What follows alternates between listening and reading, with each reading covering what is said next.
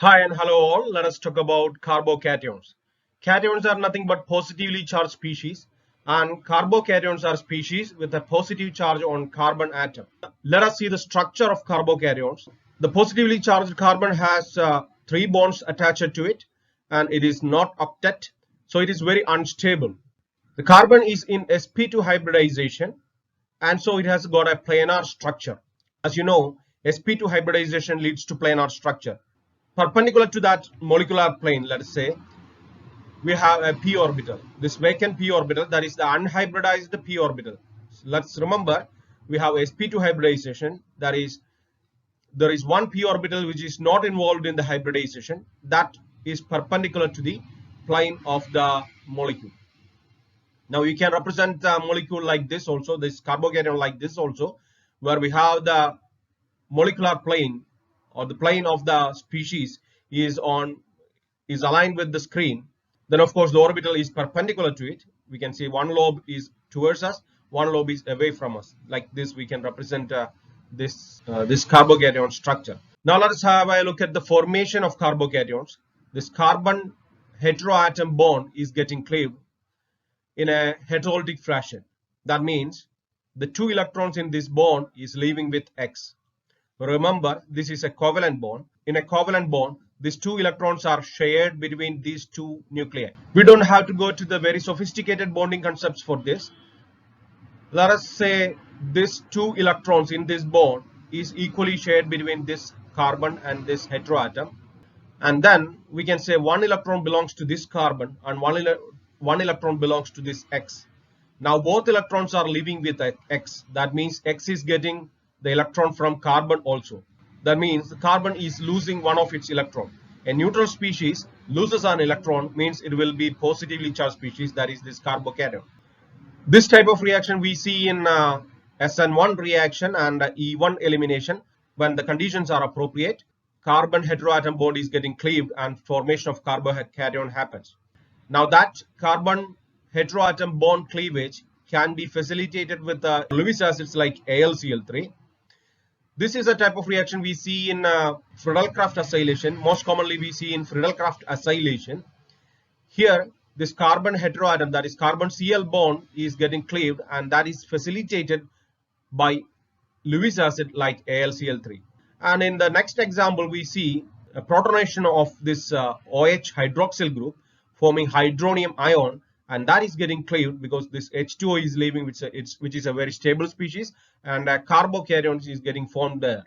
In the third example we see its pi bond is getting protonated, that is the two electrons between these two carbon, that is this carbon and this carbon, there is a pi bond, and that two electron is going to stay in between this carbon and this H plus.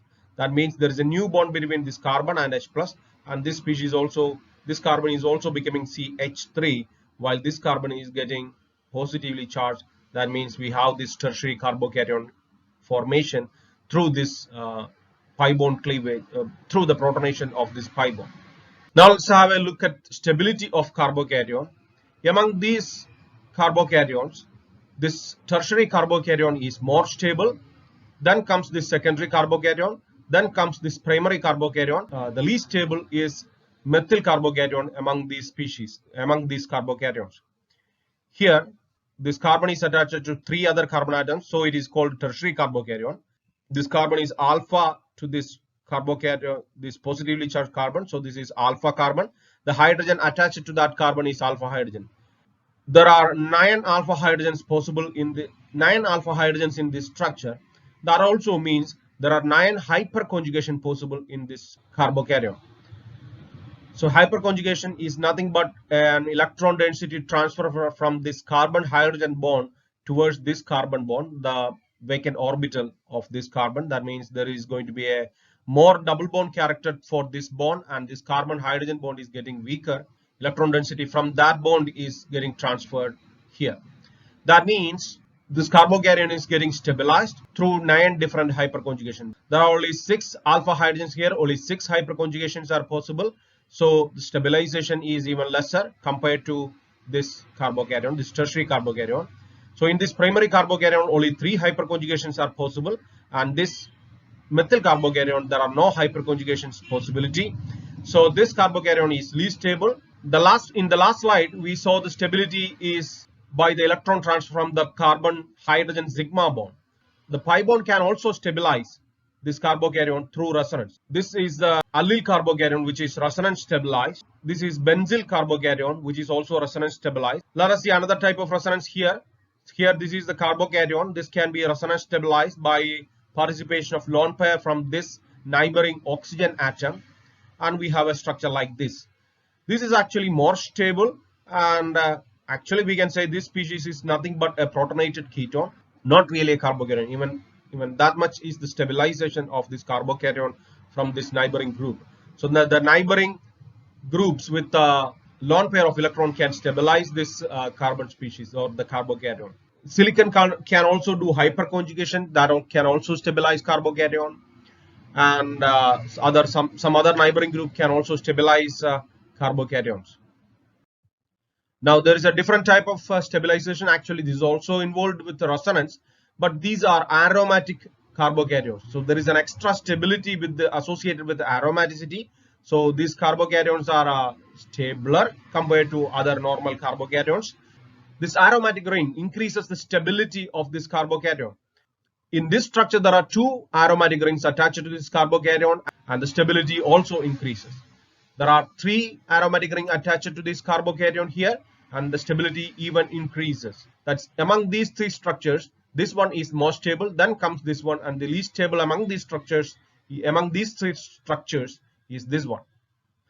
Here also we can see this cyclopropyl methyl carbocation, and this species is stabilized because of electron density from this carbon-carbon sigma bond, which is very strained. And this stabilization even more increases when there are two cyclopropyl group attached to that carbocation. When there are three cyclopropyl group attached to this carbocation, there is even more increase in stability. That means among these structures, this one is more stabilized, then comes this one, then comes this one. Now there is another kind of stability associated with carbocation, is, let's say, non-classical carbocation. These carbocations are all same carbocation, representation of the same carbocation or the same structure in different ways. This is a three-centered two-electron bond. All these are, like I said, all these three structures are same structure, different representation of the same structure. So all these represents three-centered two-electron bond, and that stabilizes the carbocation. This is called a non-classical carbocation. We will see that non-classical carbocation in detail later.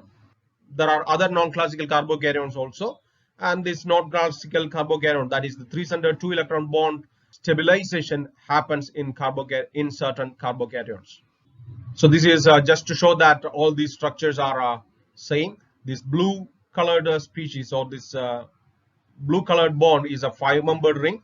All these 5-membered ring are there, then attach it with this two carbon atoms, that's represented with the red color, so that you can understand it better.